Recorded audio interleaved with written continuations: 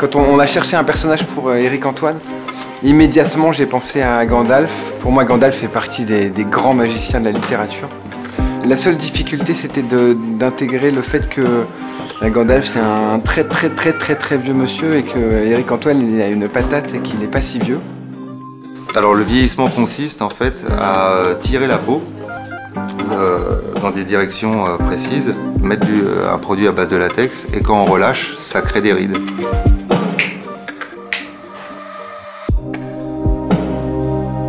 Parce que Sacha est un ami, je ne sais pas dire non à un ami. Voilà, c'est tout. J'adore les photos de Sacha. La série Super Flamiche, j'en suis fan absolu. Et c'est vrai que faire une photo avec Sacha, ça me faisait délirer, tu vois.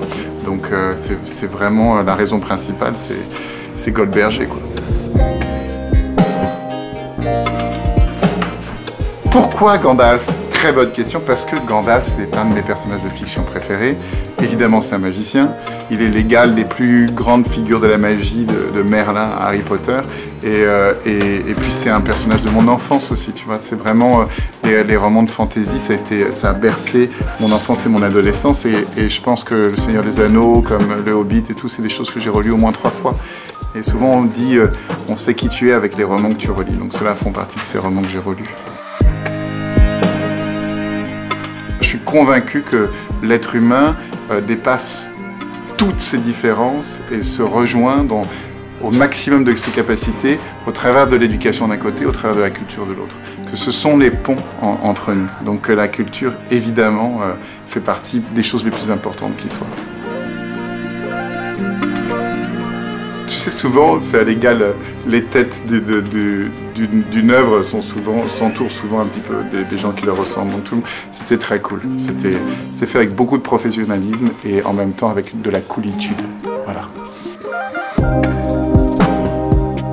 Il y a la question de curiosité. Pour moi, c'est le plus beau mot devant tous les mots. Parce que curiosité, ça vient de cura, du latin soigner. Celui qui est curieux, c'est celui qui soigne. Donc la culture, c'est ça, c'est poser la question, mais qui est l'autre? Pourquoi ce chemin? Vers quoi ce chemin? Donc le mot curiosité avant tout. Et puis après, je dirais évidemment la créativité, c'est-à-dire l'œuvre singulière, l'œuvre qui fait qu'un artiste est un artiste, qui fait qu'il est reconnaissable entre tous. Et l'acceptation aussi, je pense que c'est le troisième mot. L'acceptation, c'est l'acceptation de la différence, d'être dans... Oui, de dire, ok, ça c'est son chemin, et de le percevoir en tant que tel, de dire, ça peut ne pas te toucher, mais c'est intéressant d'accepter que ça existe. Voilà. Donc acceptation, curiosité et créativité.